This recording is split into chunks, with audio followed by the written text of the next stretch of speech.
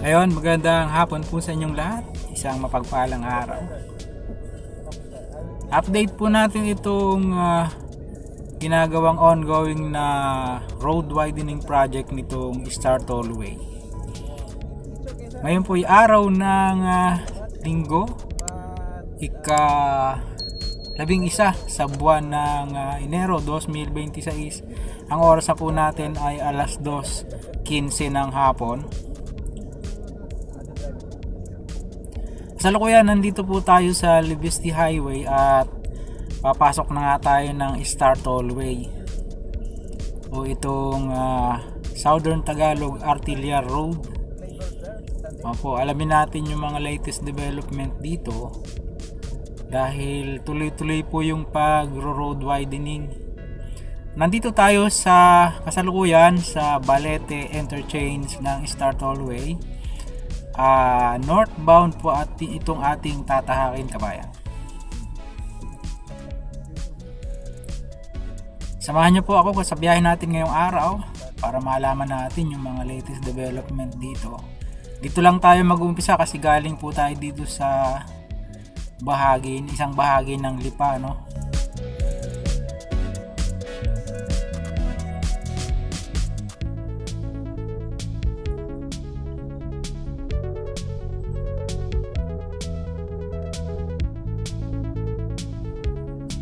Maximum speed po dito ay 100. Yung mga bus ay 80. Minimum speed ay 60 kilometers per hour, kabayan. Mapansin nyo, 2 lanes lang yung existing, no? Yung may asfalto. Tapos yung niro-road widening ay yung gitnang bahagi. Bali, ang madadagdag dyan ay tig 2 lane magkabila. So bali 4 lanes po yung madadagdag, saka magkakaroon po yan ng street lights dyan sa gitna. Pagaman madalang siya, sa unahan ng konti makikita nyo po sa ating kaliwa o left side, kaliwang bahagi, may mga naumpisahan ng poste ng ilaw na nailagay na po dyan. Malaking bagay yan, kabayan, kasi ang Star Tollway ay mapakadilim po nyan sa gabi, no? Wala siyang street lights.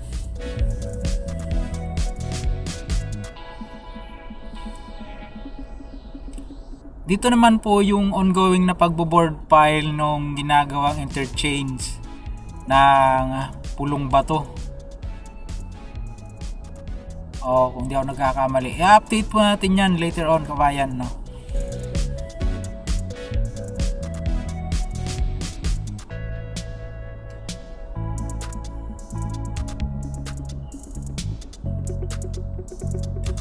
Maligayang panonood pong muli sa ating pong mga taga-subaybay. Kamusta na po kayo? Kamusta ang inyong bagong taon? Ang bilis ng mga araw, malapit na kaagad ang kalaghatian ng buwan, no?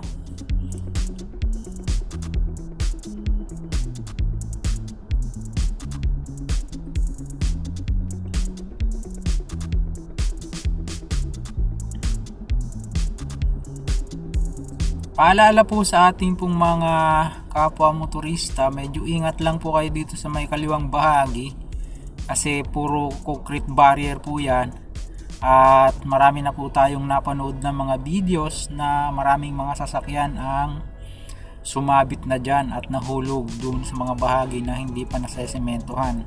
Napakadelikado nyan, kaya dobling ingat, kabayan, sa mga kasamahan nating driver.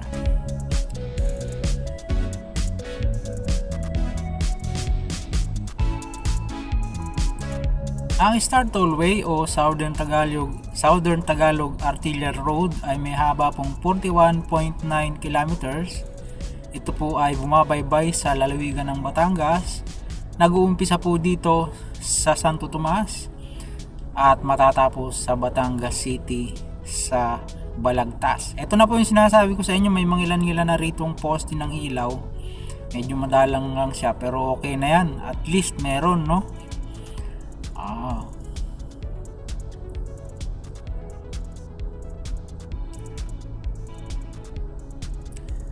At ito po ay subsidiary po ng yung pong Star Infrastructure Development Corporation yata yun, kung di ako nagkakamali, subsidiary ng SMC, no? San Miguel Corporation. So San Miguel din po ito.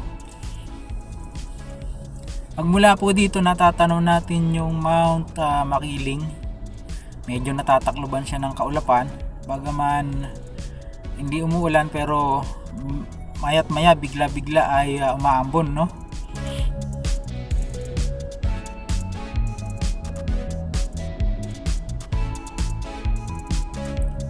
Medyo may kalamigan pa yung klima dito sa Batangas, bayan, dahil Enero pa lang pagkakalaghatian pa lang. Ine-expect natin hanggang katapusan pa ng Enero yung medyo malamig na klima, kaya samantalahin nyo, no? At susunod na riyan yung pagpalit naman ng klima mula medyo malamig hanggang sa mainit itong mga darating na buwan, lalo na po itong Marso at Abril saka Mayo. Yan po yung peak ng summer season dito sa atin sa Pilipinas.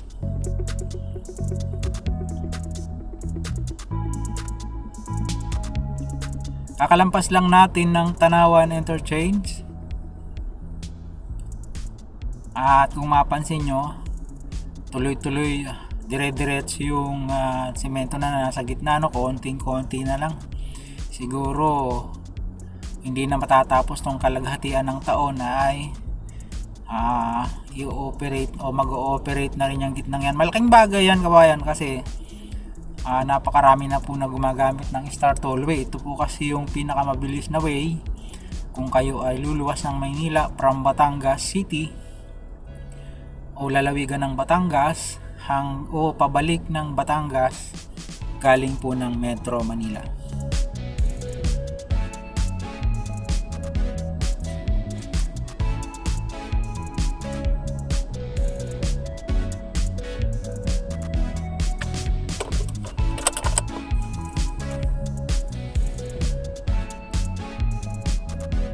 Yung pong ating kanang bahagi o yung right lane ay unfortunately medyo malubak po yan, pero yung ibang mga malalalim tinapalan po nila pansamantala, no? At siguro ito ay i-espaltuhin ng bago kapag nag-operate na po yung gitna o binuksan na sa mga motorista.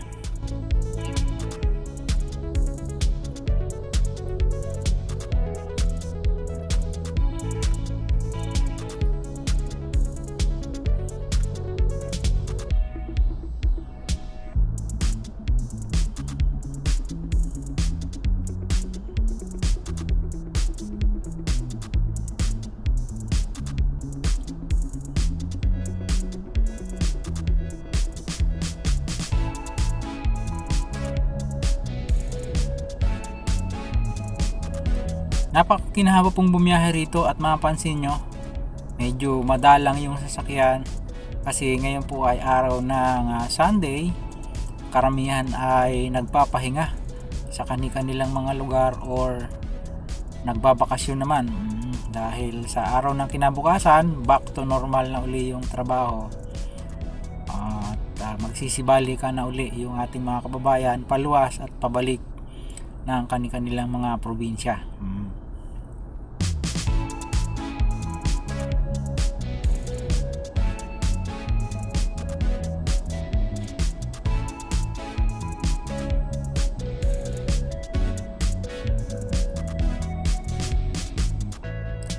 Approaching na po tayo ng dating toll plaza. Kung maalala nyo, meron pong dating toll plaza rito sa banda rito ng konti.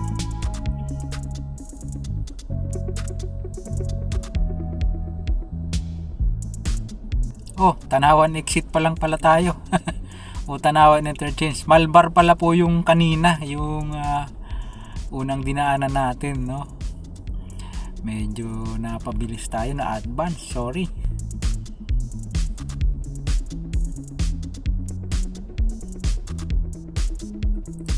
Merong ilang bahagi na medyo nagbabagal yung mga sasakyan, lalo na po yung kanang bahagi, kasi nga medyo malubak yan, at saka kumikipot ng bahagya. lalo na pagka ang nasusundan mo ay mga malalaking sasakyan o mga malalaking truck. Talagang kailangan po natin na mag-ingat ng gusto, no? Ayan, Tanawan Interchange na po yan, yung mga pupunta ng city proper ng Tanawan, dyan po kayo pakanan. At yung mga pupunta naman ng Talisay dito sa Batangas ay pakaliwa naman po kayo, mga pupunta ng Laurel. Yan.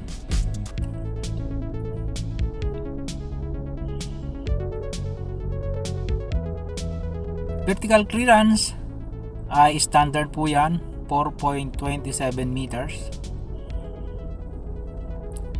Yung pong lahat ng mga bridges o tulay,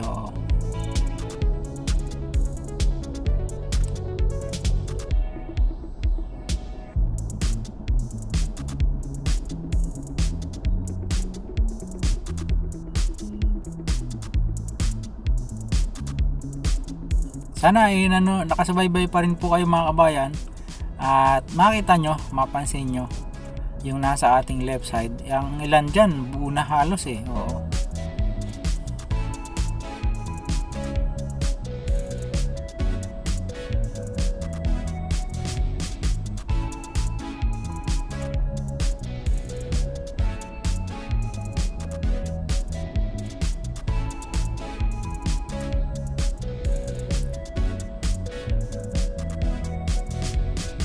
Binabati po pala natin yung ating ilang taga-subaybay, munti ko nang makakalimutan.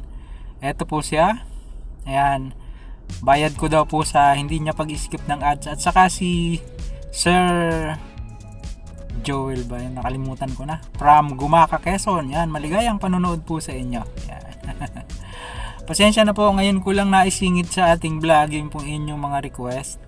Shoutout po, maraming salamat sa inyong suporta, at sana ay patuloy nyo pa rin pong suportahan yung ating munting channel sa ating pong mga ginagawang pag-update sa iba't ibang mga infrastructure project dito po sa atin sa Luzon. Bagaman hindi po tayo makadayo sa medyo malayo-layong lugar dahil mayroon po tayong trabaho, pero as much as possible po ay bibigyan ko po kayo ng update from time to time kapag mayroon tayong pagkakataon dito sa mga naglalakihang mga proyekto dito sa atin sa Luzon, especially in Cavite and Batangas, at saka dito sa Laguna. At dito na po yung sinasabi ko kanina, yung dating toll plaza, wala na, malinis na yan dahil nagkaroon na po ng ibang sistema rito, naging centralized na po yan mula South Luzon Expressway hanggang Star Tollway. Pinag-isa na po yan, palibasa. Isang operator lang naman po yung nagmamando rito, yun pong San Miguel Corporation.